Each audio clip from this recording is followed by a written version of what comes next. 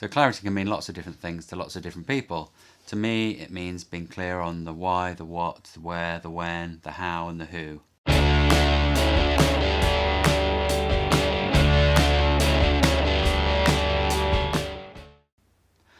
So, clarity is the first pillar of the 6 in the challenge framework. We have clarity, scoring the biggest goal, little and often, brand and position, talk, and complexity kills.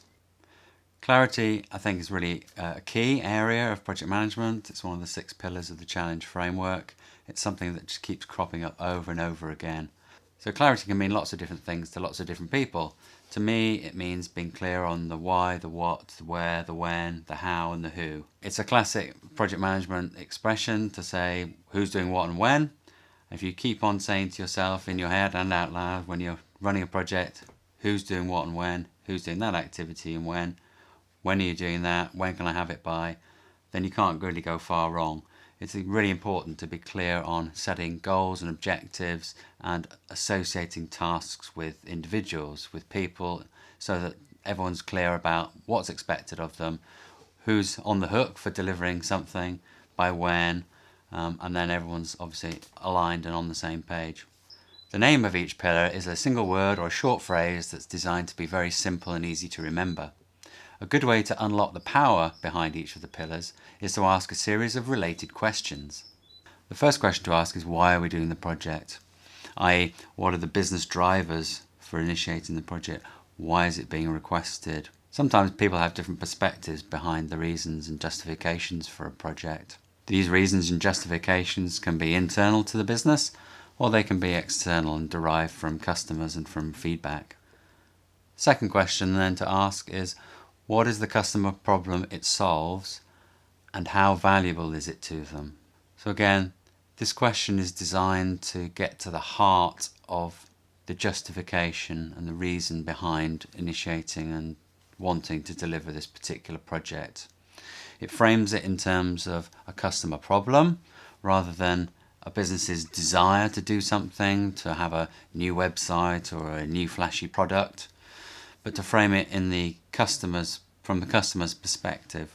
How valuable is it to them is designed to put the project team in the mindset of a customer, to try and empathise and understand the problem that the customer is facing from their perspective. Understanding the value of resolving that particular problem from a customer's perspective gives the project an understanding of how significant and valuable the outputs from that project will be to the customer. If it's a problem that the customer is trying to solve and they're actively seeking a solution for it in the marketplace or themselves, then it's clearly of value to them. It's something that is causing them pain, causing them problems, and something that they wish to resolve. And that is a really strong driver and a strong reason and justification for doing the project. If it's a valuable problem, even if it's a simple valuable problem, then the customer is highly motivated and highly likely to wish to purchase or use the output of that project. The next question, when will the project deliver and why is now so valuable to the customer, is designed to understand the urgency of resolving the issue, the problem for the customer, and therefore it is a facet of the value of delivering the project. It also talks to not only the value in terms of the magnitude of the problem that it solves, but also the urgency of resolving that issue. The first part of that question, when will the project deliver, is a reflection both on the project timeline, how long the project's going to take to deliver, and also the customer's expectation, when will the project deliver. The first part of the question, when will the project deliver, is twofold. From a customer's perspective, it's important to set expectation and also to understand urgency. If this is a time-critical delivery, then it's obviously important to understand from the customer what that time frame is needed to be or expected to be, and if there's any consequences of protraction or delay or missing a particular deadline. So for example, if you're delivering something for Christmas, clearly delivering it on or after the December the 26th is a major problem. So the second part of the question, and why is now so valuable to the customer, attempts to understand the drivers from the customer's perspective for the delivery date. The delivery date in absolute terms, but also relative to other events and drivers and impacts on the customer from their perspective. So that might be other related activities, other products being launched, some sort of dependency, a very critical date, for example, if it's a seasonal business, perhaps Christmas or Easter. When you take the answers to the first and second questions, you're obviously looking for alignment. It should be pretty obvious if there's alignment from a project delivery perspective and a customer's expectation perspective, or if there's a mismatch. If the project's going to take longer than the customer can afford, then there needs to be rethought and replanning. The next question, who will benefit from the results directly and indirectly, is aimed at understanding and identifying all the stakeholders in the project. Obviously people who are using, perhaps if it's a technology solution, who are using the technology on a daily basis are the direct users and direct beneficiaries of the project. But those people who are responsible for its management, for its upkeep, for its administration, for its embedding and usage within the business, for example, those people are indirect users and beneficiaries. It's important to have a clear understanding of who all your stakeholders are, either directly or indirectly.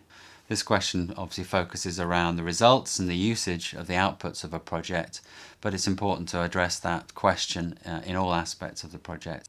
The direct users and beneficiaries of the project are probably quite easy to identify. There will be, for example, a technology solution. There will be people who will be using that system on a frequent basis. The indirect users are more difficult to identify, but are just as important. So the next question, what must be delivered to solve the customer's problem and how, is actually quite a subtle question. Obviously we're looking to resolve a customer's problem. Chances are we've probably jumped very quickly from identifying the problem into solution mode and identifying the apparently best course of action. But this question forces us to reevaluate that strategy, to broaden our thinking and think of alternative ways and means of delivering the same outcome, and also to identify, by using the word must, those elements of the project which are absolutely critical and mandatory to deliver versus those which are very important or less important or nice to have. So this question forces the project team to rethink and reevaluate the customer's problem that they believe that they're addressing with a particular solution in mind, and the nature and approach that the project is going to take to delivering it. Oftentimes we leap from problem to solution in a very short space of time, and it's useful to sit back and reflect and spend a little bit of time thinking about alternatives and different ways and means of achieving the same result, the same goal. Ultimately, the customer wants their problem resolved in a simple, straightforward way. We might have jumped straight into solution mode and come up with a apparently obvious, simple solution, but it's worth thinking that there might actually be different ways of approaching it.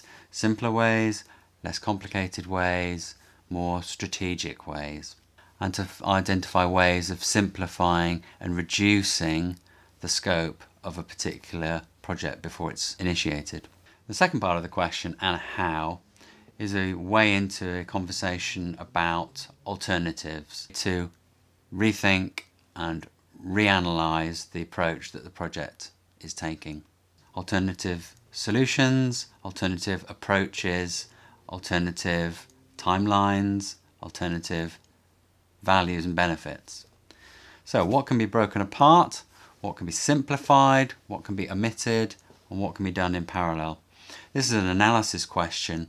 This is an opportunity for the project team to take their initial thoughts or their plan and to identify ways and means for reducing, simplifying, breaking apart, omitting, i.e. doing later or not doing at all, work and activities in order to squeeze the time frame for the project and to deliver the results and benefits sooner. Breaking things apart is an obvious solution to reducing risk within a project, and things that can be done in parallel. So where you've got tasks which are sequential, to break that dependency and do things in parallel. Obviously the intention is to deliver the same value by doing less work, reducing the amount of work and therefore reducing the time frame for delivery. The shorter the project, the quicker you get the result, and therefore the quicker the customer can fix and resolve their problem. And the final question is, for each activity, who is doing what and by when? Who does the buck stop with? These are classic project manager questions. So the intention of this first part of the question is to assign ownership, responsibility to a particular activity or action within that project, and also to understand the due date, i.e. when it will be completed by. The second question, who does the buck stop with, is a question that's designed to assign accountability. The person who's accountable isn't always the person who's responsible, who's doing the activity. So wherever there's ownership of a task, there needs to be accountability for it too. Ownership usually means the person doing the activity, and accountability is the person who's responsible for ensuring the quality of that. Sometimes it's necessary to seek guidance and clarity and a decision on a particular product that's produced during the project. That is the person with whom the buck stops. The go-to person, the accountable person who can make that decision. So who does the buck stop with? Ultimately, for the whole project, that's the project sponsor. I hope you enjoyed the video. Please be sure to check out other videos in this series. If you enjoy my channel, please subscribe. Give the video a thumbs up if you enjoyed it. If you didn't enjoy it, give it a thumbs down. And please leave comments in the comments section.